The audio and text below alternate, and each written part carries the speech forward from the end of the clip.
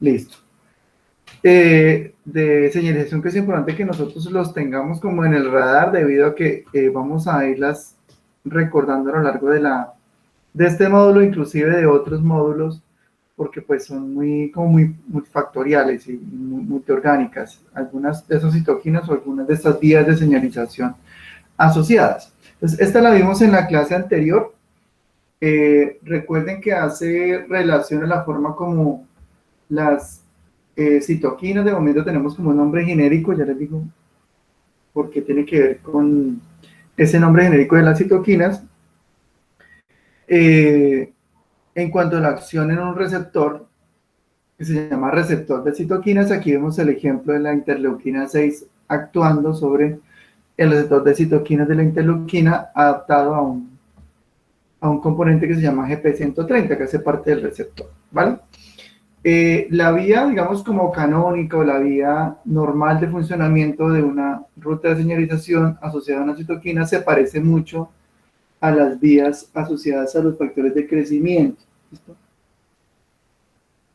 Entonces, con respecto a eso, los receptores se parecen mucho y sus componentes a identificar son los siguientes. Los voy a ir poniendo en el chat para que los tengan de referencia.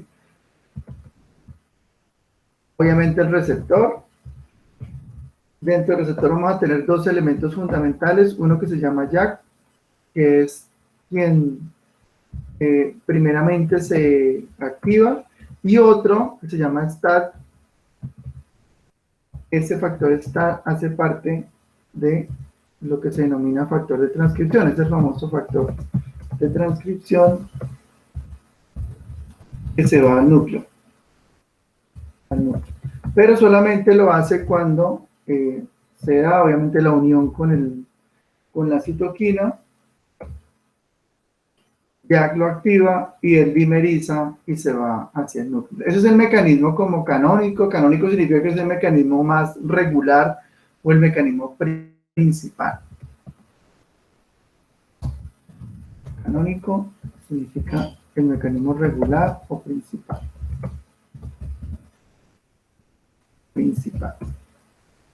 Y hay otros, otras cosas que suceden dentro de este mecanismo de unión en la vía ya que está, que implica la interacción con otras vías, como la vía RAF, la vía RAS y PI3 quinasa. Esas tres, RAS, MK y PI3, recuerden que son vías pro supervivencia y proliferación. No lo olviden. Pero siempre que haya interacción con ellas, pues esto va a permitir, aquí Andrés me hace una pregunta, si Andrés siga. Pregunta, en cuanto a esas vías de proliferación, ¿ahí también no haría parte de la mTOR o esa no entraría ahí? Sí, también. Ah, vale, gracias. mTOR entra, correcto, Andrés. mTOR entra, de hecho está desactivada, sino que como usted se puede dar cuenta ahí, la I3K es la que termina activándola después mediante una serie de pasos sucesivos, y esta es muy pro supervivencia, es decir, ella evita que las células mueren. De hecho, hay un experimento muy interesante en la vida de mTOR, creo que se hizo con ratoncitos, se activaba artificialmente esta vía y los ratoncitos vivían, un ratoncito vive por ahí hasta unos 2 años máximo, y prolongaba la vida creo que 6 meses, 1 año más. O sea, los ratoncitos no se morían más, se prolongaba como su longevidad. Obviamente eso en humanos no funciona así, porque eso más podría tener un peligro de que se produzca una función oncogénica, pero demostró que un mTOR es una vía asociada a mecanismos de supervivencia. Bueno, entonces aquí ya identificamos otra pregunta. ¿Sí? ¿Andrés tiene pregunta? Ah, no, Jairo tiene pregunta. Profe, o sea que digamos tenemos dos vías que favorecen la supervivencia, o sea la RAS y la EPI3K. Exacto, sí. Esas dos vías favorecen la supervivencia y también favorecen la proliferación de los tejidos. Pero usualmente ellas, Jairo, no se actúan todo el tiempo, dependen de diferentes estímulos. Por eso veíamos que a veces habían interacciones con factores de crecimiento, factores tróficos u otras condiciones metabólicas que hacen que esas vías como que de manera orquestada, de manera organizada se vayan activando. Pero entonces lo que usted dice es cierto, es posible que de manera múltiple se vayan activando para generar una misma función coordinada. Está bien. Muchas gracias, Ana. Bueno, entonces con respecto a estas, tenemos que al final confluyen en la activación de factores de transcripción, factores tróficos, que producen una serie de genes. Acá no nos vamos a describir todos, pero podemos indicar que ellos pueden inclusive sintetizar, es decir, la interleuquina 6 puede favorecer la producción de otras citoquinas que subsecuentemente pueden activar otras rutas asociadas a mecanismos inflamatorios o de regulación inmunitaria. Y una cosa interesante que habíamos visto de esta ruta era que ella misma producía el mecanismo de autorregulación, no lo olviden, negativa, que se llama SOX. Se produce el mismo STAT3 para este caso, produce el regulador SOX, y el regulador SOX actúa como inhibidor de JAK. Y esto hace que exista un mecanismo de autorregulación, en este caso regulación de feedback o retroalimentación negativa,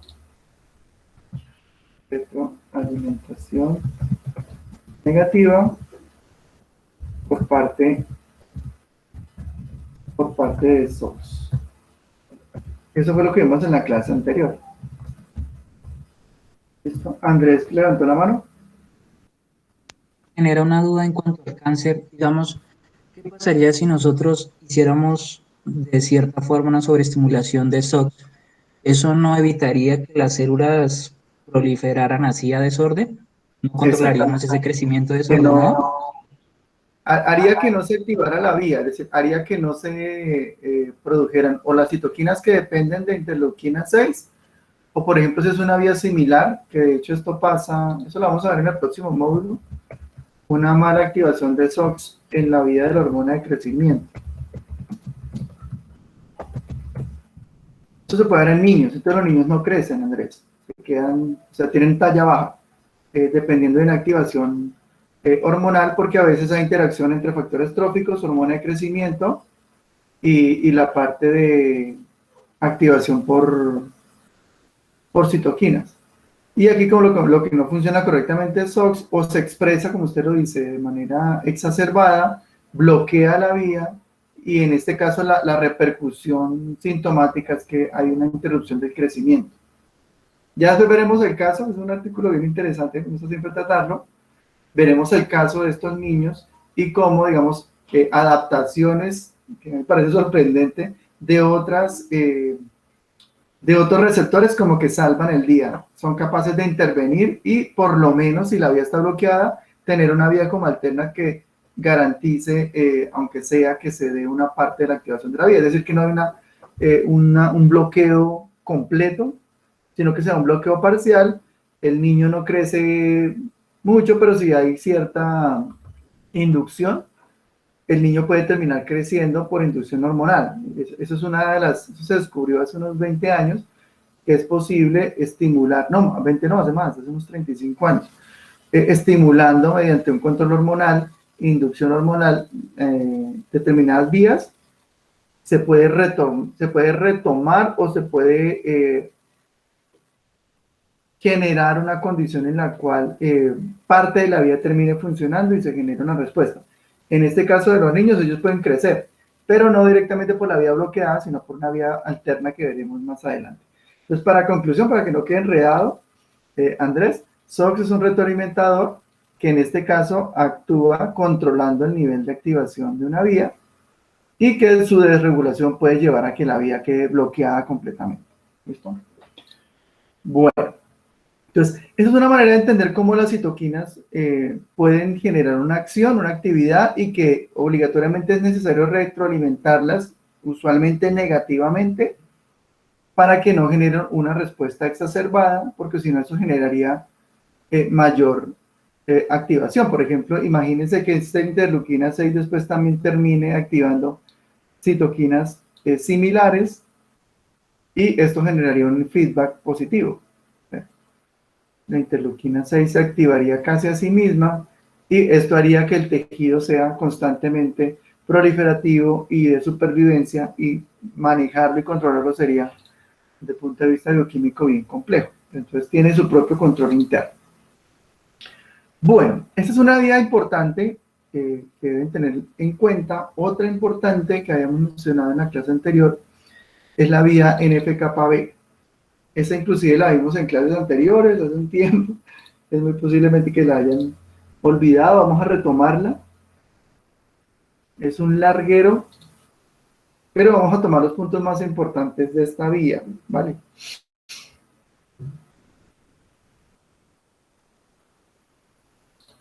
¿Por qué es importante esta vía de señalización? Primero, porque se considera una de las vías más promiscuas, así se dice.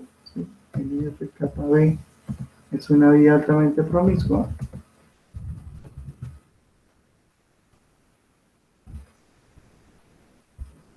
Eso lo hace muy difícil, digamos, de entender. Ah, claro que sí, Sergio. Voy a hablar un poquito.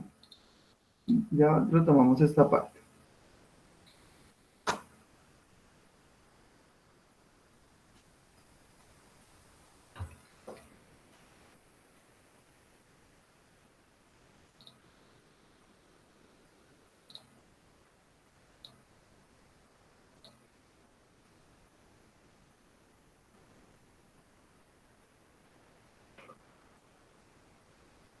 ¿Qué sucede? Olvidemos de momento que está aquí la interleuquina 6, ¿vale?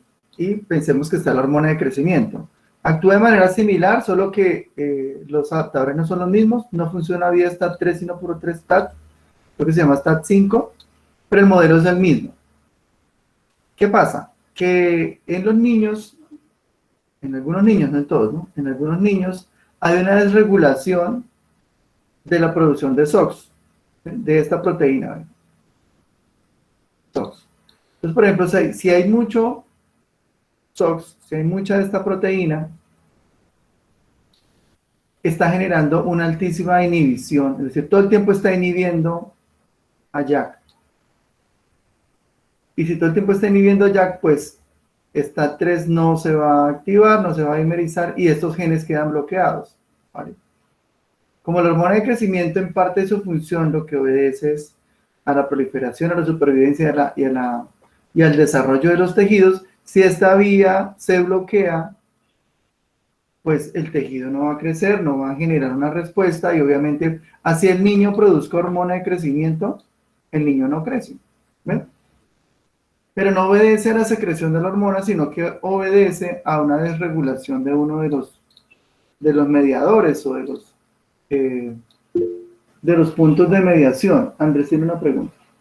Profe, y entonces ese gen de dónde vendría, porque pues si se supone que para uno de los genes viene de STAT, y si está activa por la interleuquina, entonces no la activaría también, o sea, entonces ahí dónde estaría el problema. Sí, sino que SOX también lo producen otras vías. O sea, esta no es la única que regula SOX, hay otras. Sobre todo MCL1 y esta vía que le llama MIC, o inclusive a través de esas señales RAS, PI3 quinasa AKT también pueden estar regulando la actividad de SOX. Pues como no es única, sino que está dispersa, otras, por ejemplo, mutaciones o alteraciones de vías alternas pueden estar haciendo que se produzca mucho SOX, mucho inhibidor, ¿ven? Entonces, por ejemplo, en un niño eso es grave porque no podría tener respuesta a las hormonas, ¿ven? Entonces, ¿cómo es que estos niños pueden resultar creciendo? Porque de manera alterna hay otros receptores que sí pueden hacer que SOX termine regulándose, ¿sí? O pueden hacer de que las vías que dependen de la hormona de crecimiento pues se activen, como por ejemplo estas vías de acá, ¿sí? Que dependen de la activación de JAK. Entonces, como SOX mantiene inhibida la vía de JAK, es posible activarla por otro mecanismo, por ejemplo, el factor de crecimiento epidérmico. Ahí les estoy adelantando un poquito lo que vamos a ver. Entonces, los niños no terminan creciendo por el receptor de hormona de crecimiento, sino que terminan creciendo por el receptor del factor de crecimiento epidérmico. Pero para que eso suceda, hay que incrementar la cantidad de hormona. Entonces, a estos niños, en vez de darles bueno, en vez de tener entre 100 y 200 nanogramos por mililitro de hormona, lo que se hace es incrementar la cantidad de hormona. Creo que les dan hasta 1000 o 1500 unidades internacionales de la hormona, exógenamente los inyectan con la hormona.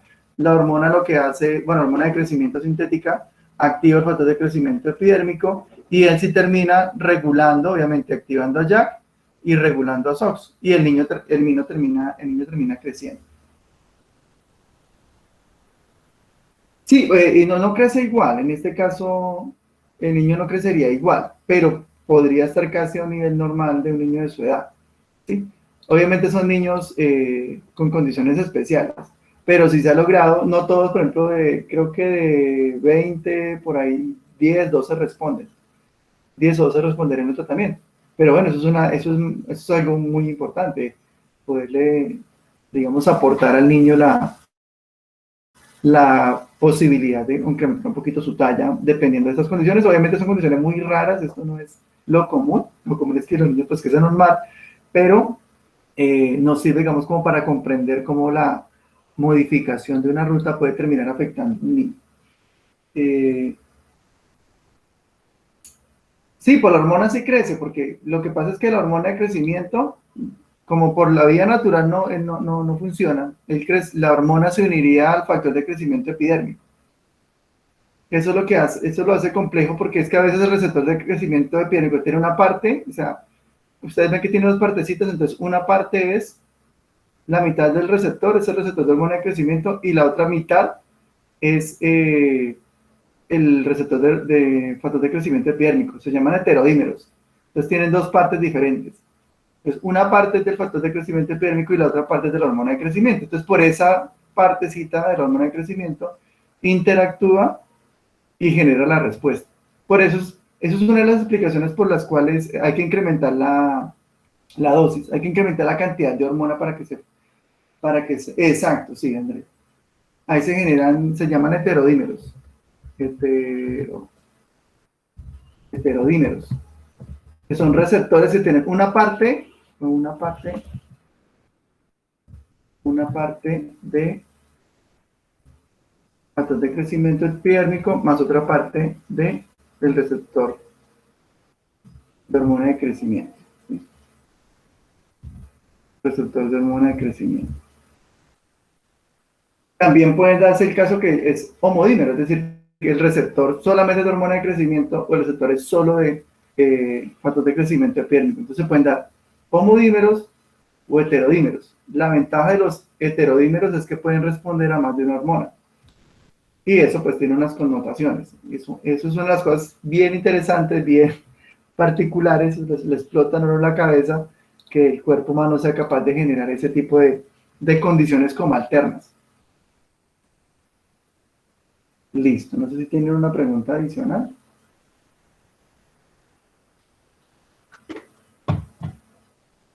Este mismo modelo que estamos viendo con hormonas, porque es más de la parte endocrina, también se replica con algunas citoquinas. Entonces, algunas citoquinas pueden permitirse, o algunos receptores pueden permitirse responder frente a diferentes tipos de citoquinas, o pasa, por ejemplo, en algunos linajes que expresan múltiples receptores que son capaces de responder a múltiples citoquinas también. Eso lo veremos en la siguiente presentación, ¿vale?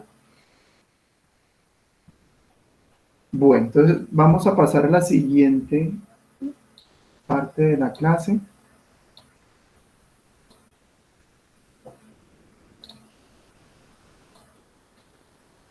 Les estaba contando que esta vía era altamente promiscua en el sentido de que puede responder a múltiples señales. ¿De qué tipo? Por ejemplo, señales asociadas a la respuesta inmunitaria, por ejemplo, receptores de célula B, a receptores de células T, a los receptores tipo TOR, ¿sí? Tipo bastón, a las interleuquinas. También se activa, por ejemplo, mediada por factores, que es como su vía más canónica, factores de crecimiento, factor de necrosis tumoral. También puede responder a factores de crecimiento, ¿vale? O inclusive factores asociados a factores de contacto. O sea, realmente responde a casi a todo, por eso se llama una vía promiscua. Y esto pues de alguna forma es importante tenerlo en cuenta porque esta vía puede promover muerte, ¿sí? Puede promover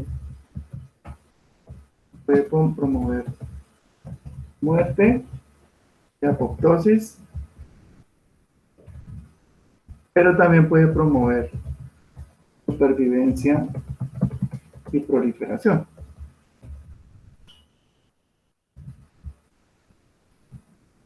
Pero la hace muy compleja de entender y de saber su contexto de funcionamiento. Eso no podemos generalizar, que eso es fundamental. No podemos generalizar que esta ruta NF-κB solamente funciona con una sola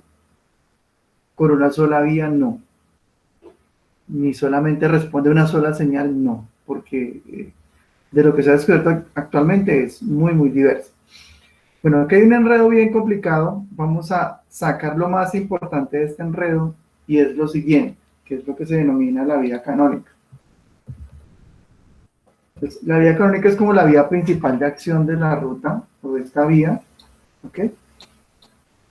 Y trabaja de la siguiente manera.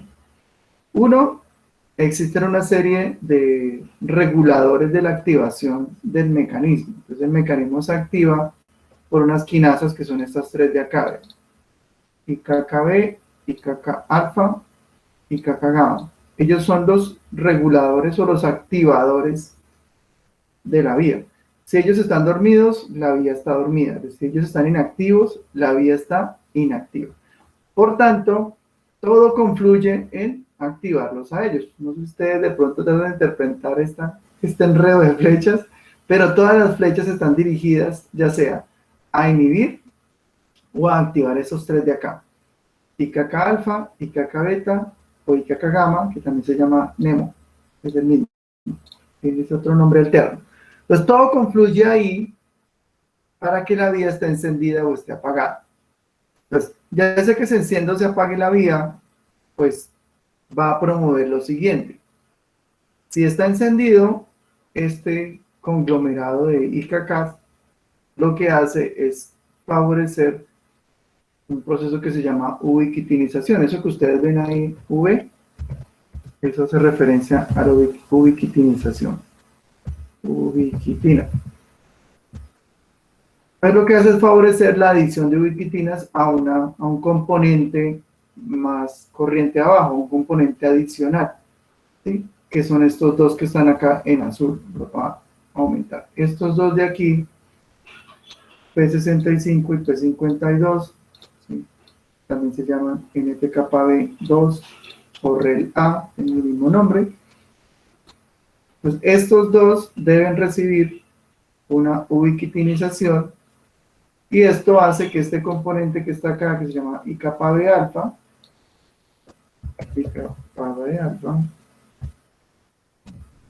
ya les desenredo todo esto, no se preocupen, si este componente se vaya o sea degradado, me devuelvo de nuevo. Primero, la ruta es activada por múltiples receptores. Segundo, la ruta tiene el mecanismo central de activación que son tres quinasas, IKK beta, IKK alfa, IKK gamma. ¿Listo? Y ellas, cuando están activas, lo que hacen es poner una ubiquitina a un regulador que se llama IKB alfa. Ubiquitinar o poner una ubiquitina a este componente significa que él se va a degradar. Cuando se degrada, él permite que estos dos, REL-A y P52, vayan al núcleo, ¿sí? Y actúen como factores de transcripción, ¿vale? La última vez, porque esto es un enredo. Última vez. Primero, múltiples receptores activan la vía. Dos, la vía tiene unos activadores centrales que se llaman quinasas IKK, alfa, beta y gamma. Cuando están activos, favorecen la ubiquitinización de un componente que se llama IKB alfa, que al degradarse promueve que estos dos factores, P65 y P52, vayan al núcleo y actúen como factores de transcripción. Una vez que pasan al núcleo como factores de transcripción, pues desencadenan una serie de respuestas. Supervivencia, proliferación, inflamación es la más importante de todas, es decir que casi el eje central de esta ruta NF-κB es la inflamación. Y la regulación inmunitaria, es decir, evitar que haya un descontrol de la función inmunitaria en múltiples niveles. ¿Quiénes la activan? Pues ya vimos. Citoquinas, factores tumorales, factores de crecimiento, inclusive factores de contacto. Importante tener en cuenta que la activación es muy diversa, implica múltiples, como blancos, yo no los voy a disectar acá todos porque aquí nos quedamos dormidos, pero por lo menos explicamos la vía canónica, que es la vía más importante, porque de pronto más adelante a ustedes les interesa un tipo de aspectos, o se vayan por la línea de la medicina interna, o por la vía de la inmunología, o donde ustedes se quieran ir, eso se lo van a encontrar muy posiblemente. Y tiene mucha aplicación farmacológica. Muchos de los fármacos o muchos medicamentos lo que hacen es bloquear la activación de los IKKs o bloquear la ubiquitinización. ¿Vale? Profe, ¿le puedo hacer una pregunta? Es que me perdí ahí un momentico. Con mucho gusto. Esto, cuando se hace la ubiquitinización, bueno, eso se ocurre en IKB alfa, ¿sí? Sí, exacto.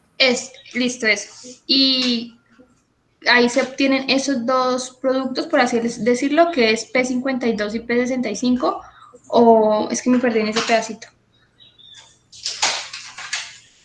Sí, lo que hace la ubiquitinización es que se degrada ese regulador IKB alfa, lo que está haciendo es como tapando, él está enmascarando unas señales para que esos dos componentes, P65 y P52, no sean transportados. Recuerden que las proteínas se transportan mediante un mecanismo de importación. Eran las famosas importinas, no sé si ustedes se acuerdan. Entonces, ¿qué son las importinas? Son proteínas de transporte que toman esto y lo llevan al núcleo. O sea, lo ingresan por un poro. Pero para poderlo hacer, deben tener una señal activa. Y esa señal está enmascarada por esta proteína. Entonces, hasta que no se degrade, si no la degradamos, pues la señal sigue enmascarada y estos se quedan quieticos en el citoplasma. No activa ningún gen. Cuando se degrada por la ubiquitinización, esta proteína obviamente se destruye, se llama degradación proteosomal, ¿vale? Y la degradación deja al descubierto esas zonas de reconocimiento por las importinas y esto va al núcleo. Y activa una cantidad enorme de genes que se reflejan en estas funciones, ¿vale? Entonces, la idea es que lo recuerden mucho porque hay mucha incidencia farmacológica. Algunos antiinflamatorios, ¿sí? No todos, algunos que son muy específicos, bloquean esto. Entonces el fármaco llega acá, bloquea la ubiquitinización o bloquea la activación de estos IKK, y si eso está bloqueado, pues nunca P65 y P52 van a ir al núcleo, ¿no? Se quedan ahí. No pasan al núcleo, por tanto, estas funciones no están activas. Una muy importante es la inflamación, ¿sí? Entonces, muchos fármacos actúan como antiinflamatorios, bloqueando la vía. De hecho, uno muy, muy común que ustedes conocen, que son estas florecitas de caléndula. Yo la mencioné hace mucho tiempo, caléndula. Esa caléndula bloquea ese mecanismo. Y ustedes saben que la caléndula es uno de los antiinflamatorios más eficientes, inclusive es como muy específico, es muy, en cuanto a terapia no es tan fuerte, no es una sustancia que genere irritación ni nada, pero también es muy eficiente. Y parte de esa explicación farmacológica se debe a que es muy directo sobre lo que hace, ¿sí? La caléndula tiene una molécula que se llama partenolida.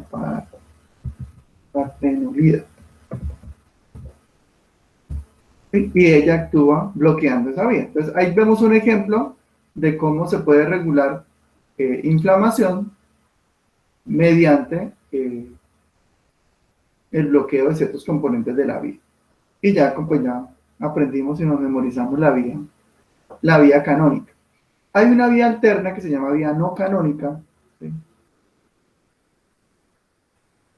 Por este lado, usualmente esa vía tiende a activarse por factores de contacto, CD40 y otros, o factores de muerte. Comprende la activación de ciertos cicacano, de estos tres, ¿vale? Ellos activan unas moléculas alternas a estas de acá, no son las mismas, por eso se llama no canónica, porque no son ni P65 ni P52, sino que son otras. Se llaman P100 y REL-B. También se ubiquitinizan y luego subsecuentemente pasan al núcleo. Pero mire que esa vía alterna no modula directamente ni supervivencia, ni proliferación, ni regulación inmune, sino que la vía no canónica, la vía indirecta, favorece dos funciones importantes, una que se llama linfogénesis y otra que se llama maduración de células B. ¿Okay? Entonces, en ese sentido, resaltar la importancia de ciertas rutas como la vía no canónica para funciones muy particulares o muy específicas. Y en este caso esta vía no es tan promiscua como la otra, esta es un poco más dirigida. ¿Ok? Hay cosas interesantes antes de terminar esta parte, y es que todas estas vías también se asocian a factores que ya hemos visto. Miren. Los factores de crecimiento, por ejemplo.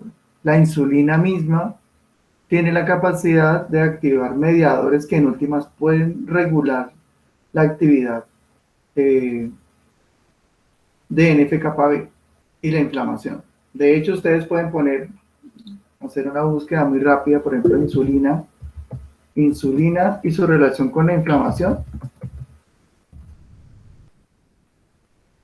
Y van a encontrar unas cosas sorprendentes. No sé si por acá, ¿quién levantó la mano? Me alcanzó a ver por aquí. Ah, sí, Sergio, sí, Sergio.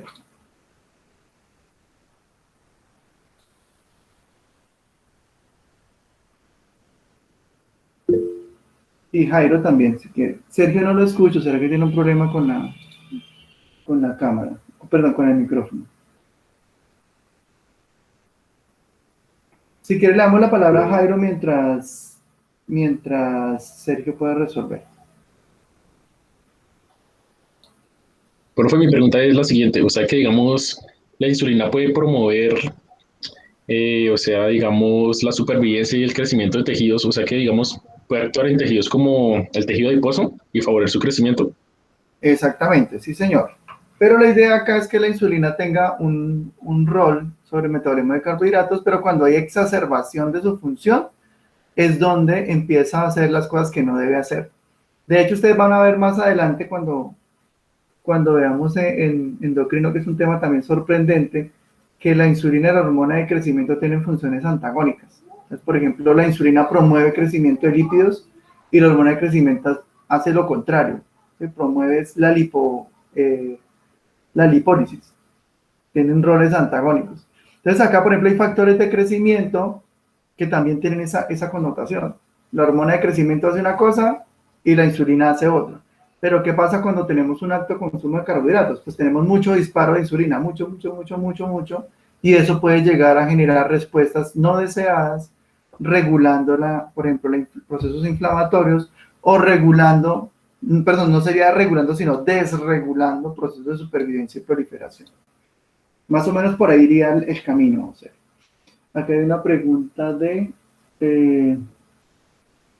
Exactamente, sí, Sergio. Se dice promiscua porque hay una múltiple activación de la vía por múltiples factores. Esa es la explicación. Sí, claro, David. Pues usualmente los factores no son los factores de transcripción directamente. Algunos de ellos pueden más bien estar asociados a la vía canónica. Los que están asociados a la vía no canónica son factores de contacto o factores de superficie, como el CD40. ¿Ok? Entonces, estos factores son los que pueden activar la vía no canónica y promueven linfogénesis y maduración de células B. O células B, perdón. Las que promueven la vía no canónica. La canónica sí puede estar asociada a factores de crecimiento. Para que lo tenga ahí claro, David. Listo. Los factores, sí, los P100 y REL-B son las no canónicas, Jairo. ¿Y cuál es el fin molecular de la vía no canónica? El fin molecular es activar mediadores que permitan estas dos funciones, la linfogénesis y la maduración de células B.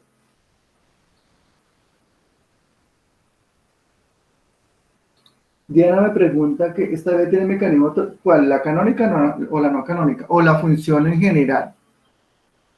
La función en general tiene reguladores propios, inhibidores, que permiten, digamos, controlar el avance de la vía o regular que no haya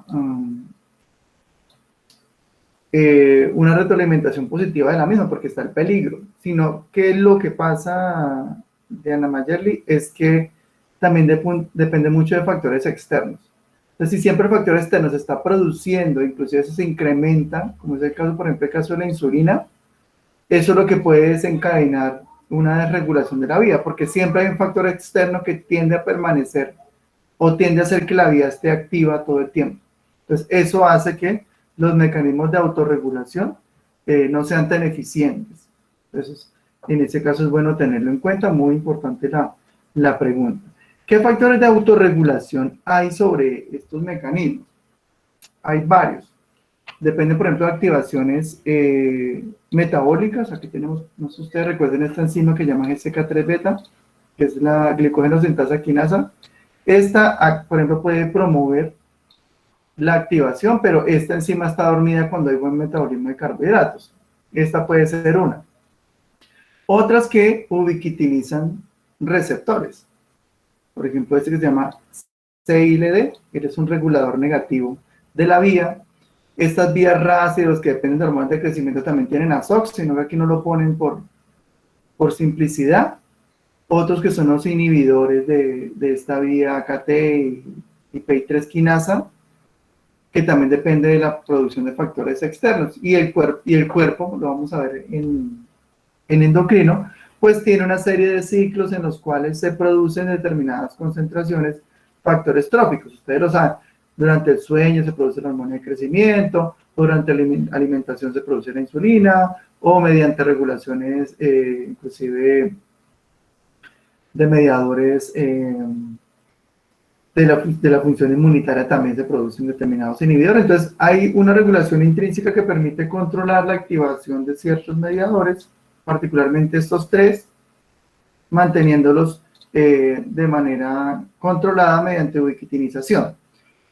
Para no enredar tanto este mecanismo, hay que decir que usualmente él tiende a permanecer apagado. Es decir, la tendencia normal de NF-kappa beta es permanecer inactivo, apagado. ¿Cuándo se enciende? Cuando hay una activación externa, ¿vale? Cuando se requiere. Factor transformante, o la producción de un factor de necrosis tumoral, o la liberación de una citoquina, puede hacer que la vía se encienda. Pero usualmente él tiende a permanecer silenciado, apagado, porque los mecanismos que dependen de él son mecanismos regulares. Son mecanismos delicados. La supervivencia y la proliferación son mecanismos que tienen que estar altamente controlados. La inflamación igualmente, porque es un mecanismo de altísimo gasto metabólico. Y la regulación inmune, pues, implica que muchos de los componentes inmunitarios no se vayan a activar de manera deslocalizada. Entonces ya tenemos esa conclusión para esta diapositiva. Uno, una vía canónica que depende de unas quinasas que promueven la movilización del factor de transcripción al núcleo y la activación de esas funciones. Dos, una vía no canónica alterna que puede promover la activación de dos funciones importantes como la linfogénesis y la maduración de células B. Y una tercera conclusión es que vía de NF-κB es promiscua y está activada por múltiples señales extracelulares. ¿Listo? Bueno, con esas dos podemos ya defendernos un poquito. Ya vemos dos que retomaremos en la presentación de citoquinas y es lo que vamos a desarrollar a continuación. Esta presentación la encuentran ahí en la carpeta. ¿Vale?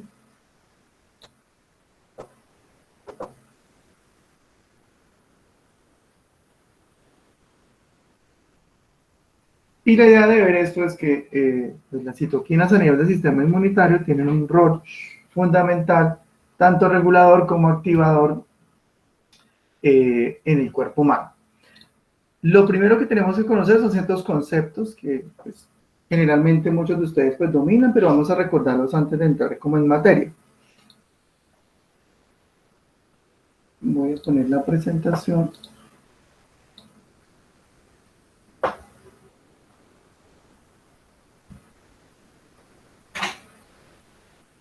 Listo, entonces arrancamos.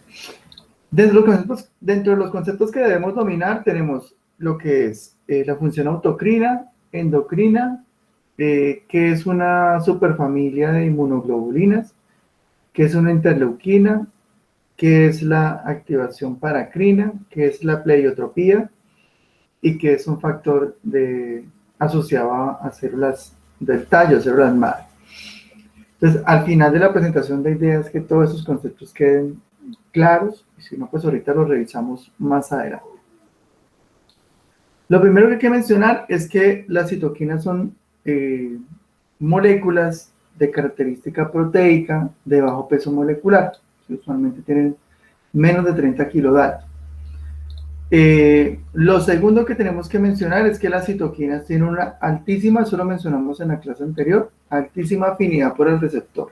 Entonces, eso los hace moléculas muy especiales, muy particulares, sobre las cuales debe existir un control muy cerrado, muy estricto, y el cuerpo pues se encarga de llevarlo a cabo.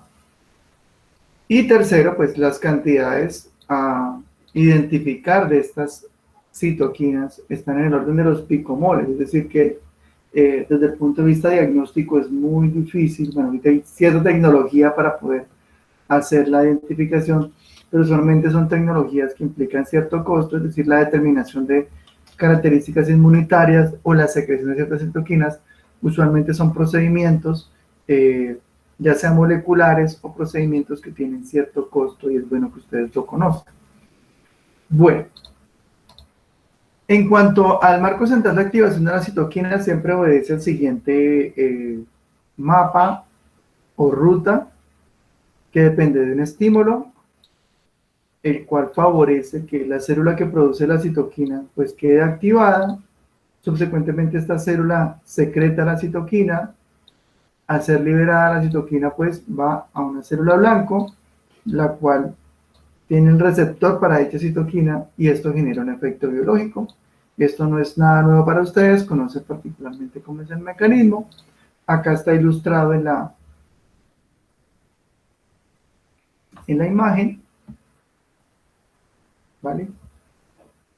Estímulo, activación, liberación, expresión del receptor. Aquí vamos a ver más adelante que inclusive aquí puede haber cierta regulación porque las células pueden estar controladas por otros mediadores para que expresen o no el receptor y esto puede hacer que tenga o no respuesta por la citoquina. Si no hay receptor, no hay respuesta, no se les olvide. Ahora, vamos en cuanto a ese nombre genérico que tienen las citoquinas. Citoquina se refiere a todo lo que es capaz de generar una respuesta a nivel inmunitario. Acá podemos tener tres ejemplos en cuanto a nombres. Uno que refiere a la fuente, ¿sí? Hay unos que se llaman linfoquinas, su fuente es el tejido linfático. Otro en cuanto a la acción que puedan tener, hay unos que se llaman quemoquinas, porque ejercen una acción de quimiotaxis. Esa acción se refiere a la capacidad de extravasación, nuestra capacidad de movilidad de ciertas células o ciertos tejidos. Por ejemplo, o mecanismos de interacción o de comunicación intercelular. A esas las vamos a llamar interleuquinas. ¿Listo? O IEL.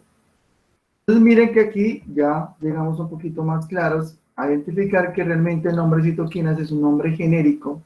Lo están ustedes leyendo, identificando todo el tiempo, pero hace referencia a que usualmente, para no estar identificando que de dónde vienen, que qué hacen y qué actividad tienen, pues uno las puede nombrar de manera general como citoquinas. Pero ya entendimos que pues dependen de un variado mecanismo de activación. Bueno, en cuanto a la acción de las citoquinas, eso también no es nuevo para ustedes. Las citoquinas pueden tener una activación autocrina, paracrina o endocrina. Autocrina, recuerden que hace referencia a la activación propia de la misma célula, valga la redundancia, la célula produce su citoquina y la citoquina pues genera una respuesta propia. Esto es muy propio del sistema inmunitario. Lo otro es la activación paracrina, que es el modelo más común de este mecanismo paracrino, es la acción de los neurotransmisores, no sé si se acuerdan, pero también se puede dar a nivel de citoquinas. Y luego, subsecuentemente, tenemos la acción endocrina, en la cual hay la liberación de las citoquinas, se media el sistema circulatorio, desplaza a una distancia considerable la célula blanco y allí es recibida esa citoquina para generar una respuesta o generar una acción. Además de esa acción de las citoquinas, autocrina, paracrina o endocrina, hay una serie de conceptos que es importante tener claros. Uno es el concepto pleiotrópico, otro es el concepto redundante, otro es el concepto sinérgico, antagónico y en cascada, ¿vale? Entonces, vamos a ir identificando cada uno de estos diferentes conceptos porque pues nos dan una idea de la forma en la cual actúan las citoquinas. Primero, pleiotrópico. Significa que afecta a múltiples tipos celulares. Es muy posible que ya ustedes lo hayan identificado. La pleiotropía hace relación a que una citoquina, por ejemplo, en este caso estamos viendo la acción de la interleuquina 4, puede actuar, por ejemplo, por una célula B, por un timocito o un mastocito. Obviamente todos tienen un receptor asociado a esa interleuquina y la respuesta puede ser o la misma o la respuesta puede ser variada. Por ejemplo, en la célula B prolifera y diferencia. La respuesta no es la misma siempre en todas, pero tiene una acción pleiotrópica, es decir, una acción diversa sobre diferentes linajes,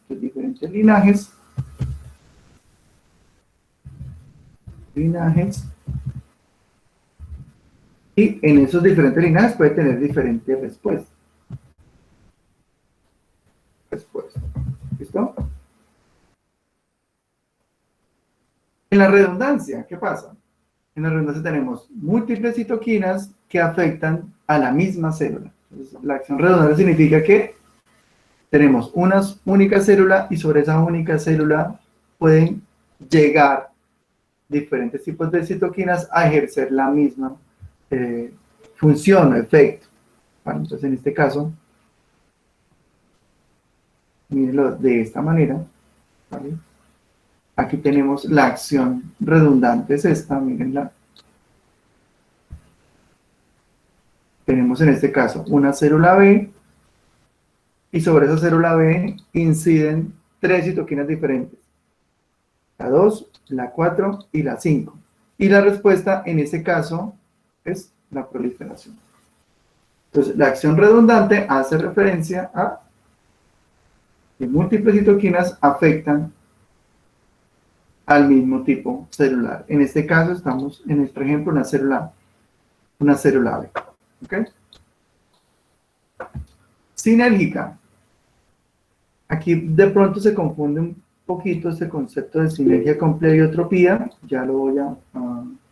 Sí, Diana, en la redundancia es el mismo efecto. Un efecto en este caso es la proliferación. La sinergia hace referencia a que las citoquinas actúan de manera concertada. ¿Qué significa concertada? Como se formaron un equipo que se pusiera de acuerdo para que sobre la misma célula se genere un efecto.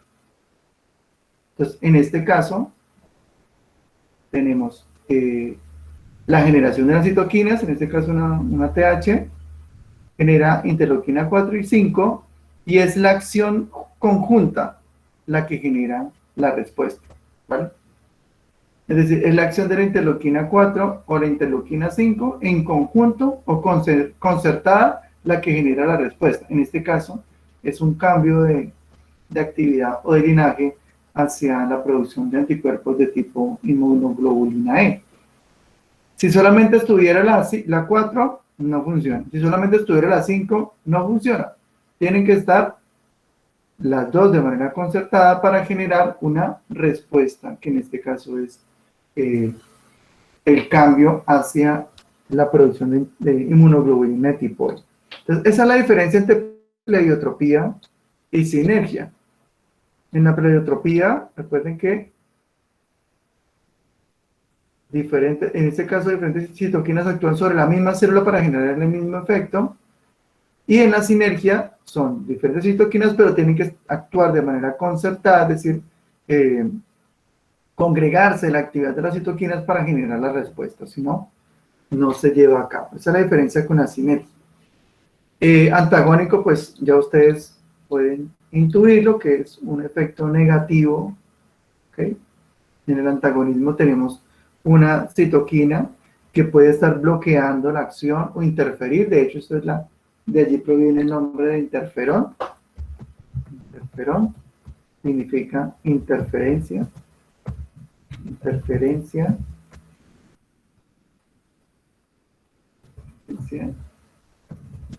O regulación. Interferencia o inhibición sobre una acción. Acá lo estamos viendo. Entonces, la interleuquina 4 genera una acción inducida por esa citoquina sobre la célula B, pero el interferón genera una acción de interferencia o de inhibición, generando antagonismo. Entonces, en este caso, bloquea la inducción de cambio hacia la producción de inmunoglobulina E inducida por la interleuquina 4. Entonces, así es como funcionan esos mecanismos de interferencia, en este caso mediado por interferones.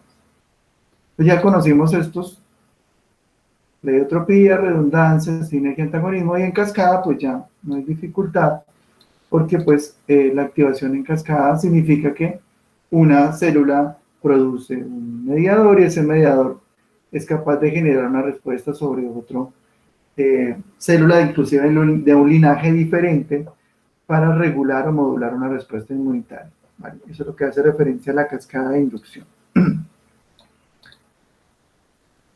En ese sentido, entonces, las células que generan esas citoquinas tienen una capacidad enorme, una capacidad sorprendente de regular la función del sistema inmunitario, y lo pueden hacer desde los dos diferentes frentes, desde la inmunidad innata o desde la inmunidad adaptativa.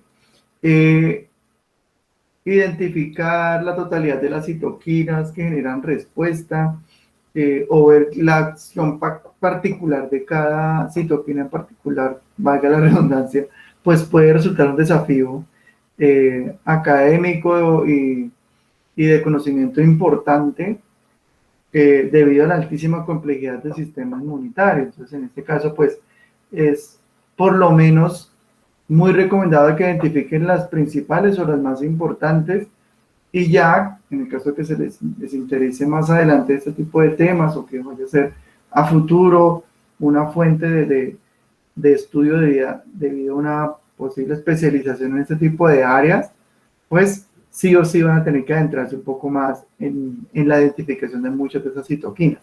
De momento, con que se aprendan las que vamos a ver a continuación, es más que suficiente para que ustedes puedan tener como una base sobre la cual puedan comprender fenómenos del sistema inmunitario. Y ahí más adelante, pues ustedes en la lectura no van a tener ningún inconveniente. ¿Quiénes generan estas citoquinas? Ustedes lo saben que algunas células especializadas lo pueden hacer. Inclusive hay algunas que ni siquiera tienen que ver con el sistema inmune, pero tienen capacidad de regular. En la inmunidad innata, los macrófagos, las células endoteliales y los fibroblastos. Les repito, macrófagos, endoteliales y fibroblastos. En las células asociadas a la inmunidad adaptativa tenemos los linfocitos T, los macrófagos y las NK. Las asociaciones naturales, ellas también tienen una capacidad, digamos, de producir ciertas citoquinas que regulan y modulan la acción adaptativa. Miren el rol tan importante del macrófago, que interviene en la producción de citoquinas en los dos tipos de frentes. Y arrancamos. Desde que tengamos estas en el radar y nos las aprendamos, por lo menos tenemos una base sobre la cual podemos comprender de qué citoquina va en qué momento. Entonces, para el caso de las citoquinas de la inmunidad innata, memoricémonos estas. Las voy a ir poniendo para que no les van a olvidar. Interleuquina 1, el factor de necrosis tumoral, tiene las interleuquinas 12 y 6, ¿vale? Los interferones, alfa y beta,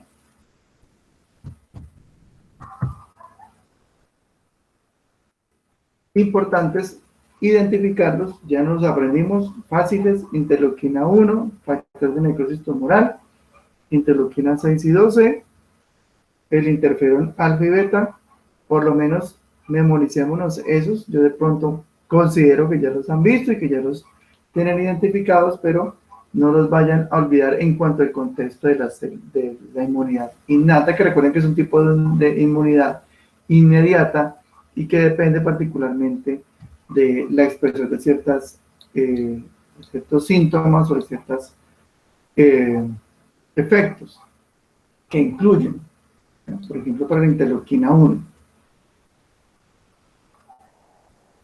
inflamación, fiebre, inducción de proteínas de fase aguda. Muchas de ellas hacen esa inducción de proteínas de fase aguda, muchas, porque pues es una característica primordial de ese tipo de inmunidad innata. Entonces, la interleuquina 1 puede generar inflamación, puede generar fiebre, inducción de proteínas de fase aguda.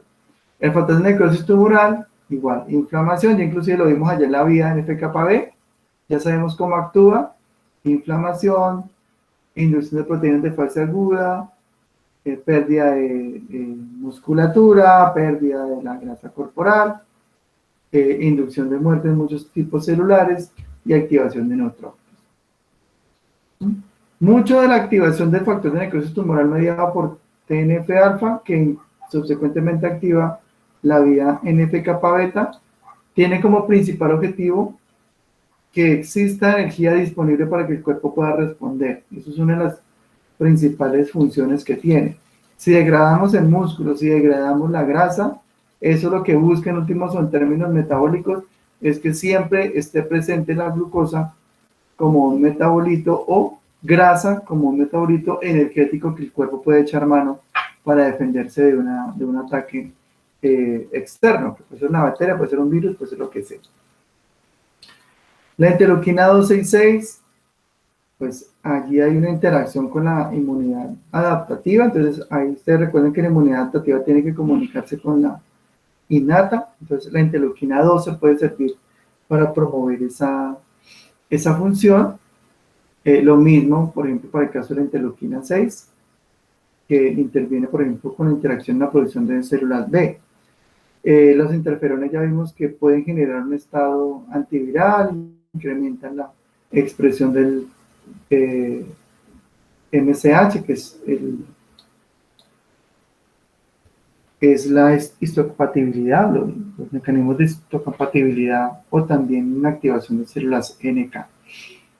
Y eso lo vemos ahí en cuanto a estos diferentes tipos de citoquinas. Hay muchas más, realmente son muy variadas, pero estas nos facilitan identificar cuáles son las que tienen un rol preponderante en la inmunidad innata. Luego, para el caso de la adaptativa, ya ahí no se pierden, porque inclusive la estuvimos viendo anteriormente. Fácil, interleuquina 2, nunca lo olviden, la 4. Sé que el doctor Barbosa les ha estado siempre haciendo la incidencia de esto. Esas tres, la 2, la 4 y la 5, son fundamentales para activación de células T o drenaje TH2, ¿vale? No las olviden. Otra interleuquina importante es la interleuquina 25. Y aquí tenemos dos, quiero que recuerden siempre, que es el factor de crecimiento transformante y el interferón gamma. Esos dos. Interferón gamma.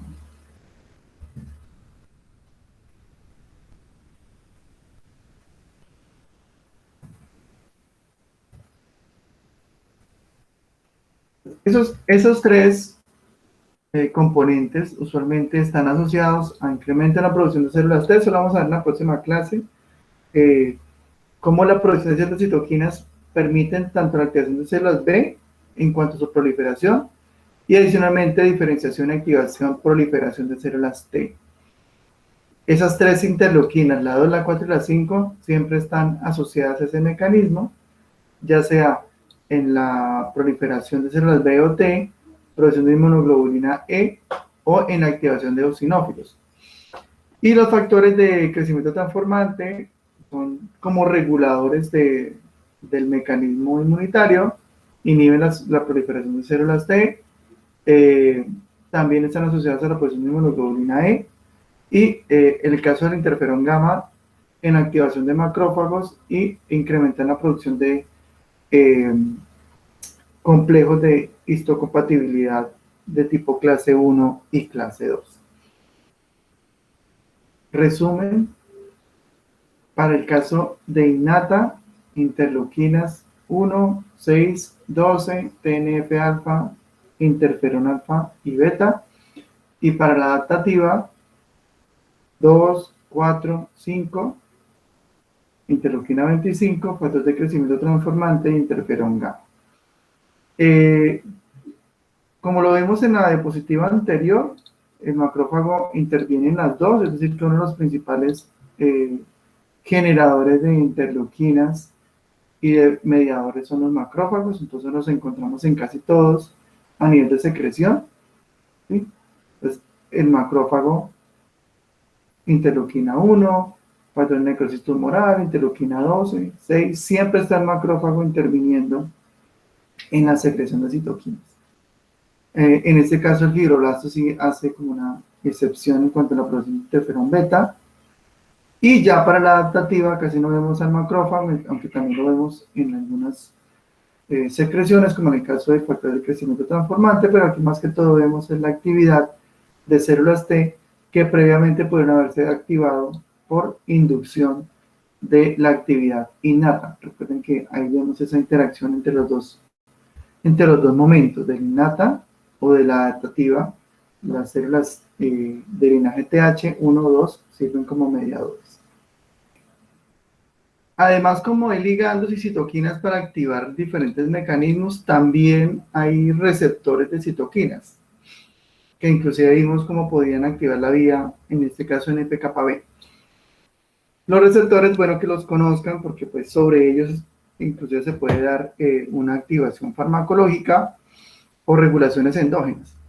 Dentro de esos receptores encontramos principalmente 4 clases. Uno que es de la familia de las inmunoglobulinas, los receptores de clase 1 o de hematopoietina, los de clase 2 asociados a interferón, los asociados al factor de necrosis tumoral y los asociados a quimoquinas. Para el de la familia de inmunoglobulinas, o para cada receptor es importante identificar cuáles son los que interactúan con diferentes tipos de citoquinas.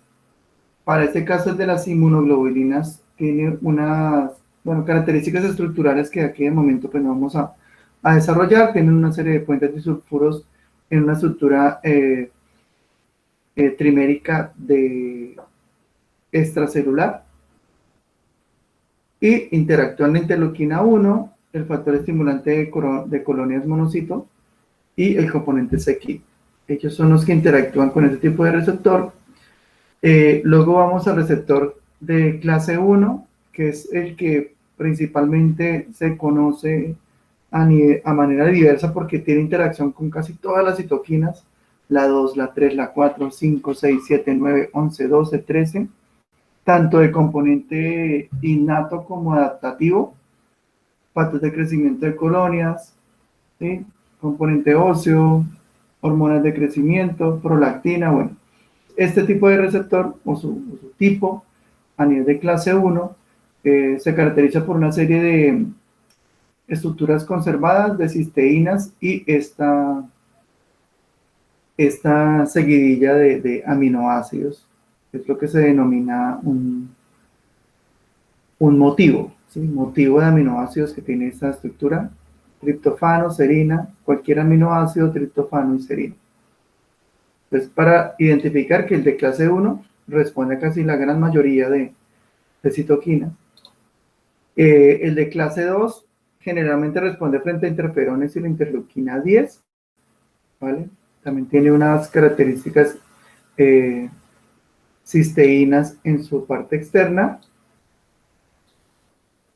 Y los de factor de necrosis tumoral, pues obviamente responden al factor de necrosis tumoral. Esos recuerden que pueden activar la vía de NF-κB, el factor de necrosis tumoral alfa, beta, CD40, el factor de crecimiento nervioso y una estructura que se llama Fas ligando, ¿sí?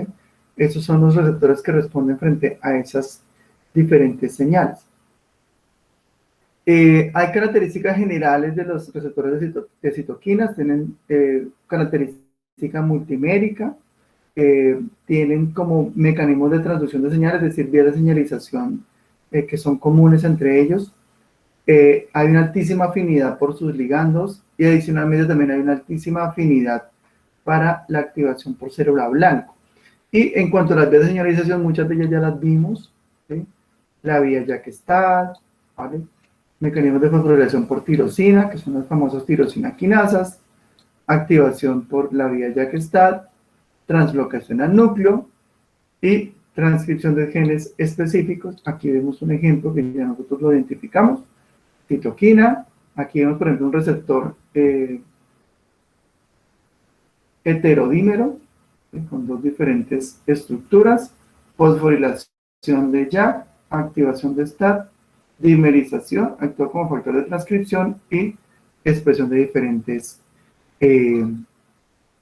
diferentes genes activados.